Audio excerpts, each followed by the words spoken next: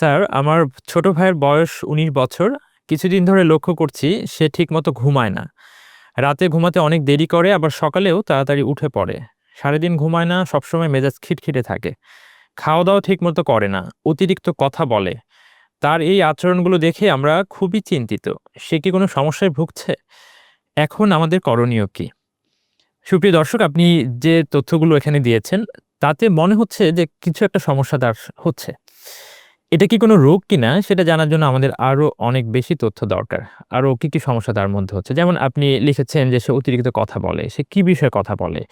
তার চিন্তার ব্যাপারটা আমাদের জানা দরকার যে সে কি নিয়ে ভাবছে। যদি আমরা দেখি যে তার অনেক বড়, বড় প্ল্যান সে করছে, অনেক ধরনের চিন্তা তার মাথায় ঘুরছে, তাহলে সেটা ধরেন একটা রোগের দিকে যাবে।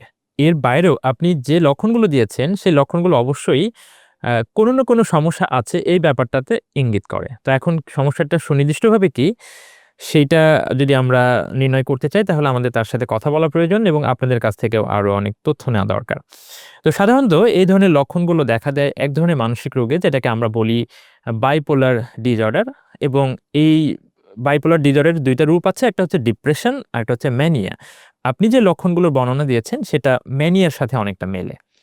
তো হতে পারে এটা ম্যানিয়া। আবার অনেকের নেশা শুরু করলে তখনও কিন্তু এ ধরনের কিছু লক্ষণ দেখা দিতে পারে।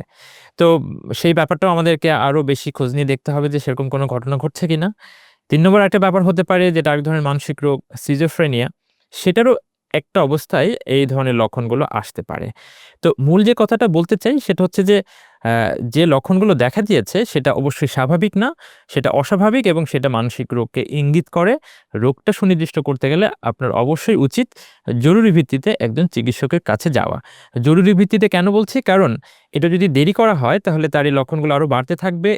এটা তার নিজের জীবনের জন্য ঝুঁকিপূর্ণ হয়ে যেতে পারে এবং একসময় কিন্তু এ ধরনের রোগীরা খুব অ্যাগ্রেসিভ হয়ে যায় এবং সে অন্যদের ক্ষতির এবং ঝুঁকির কারণ হয়ে দাঁড়ায়।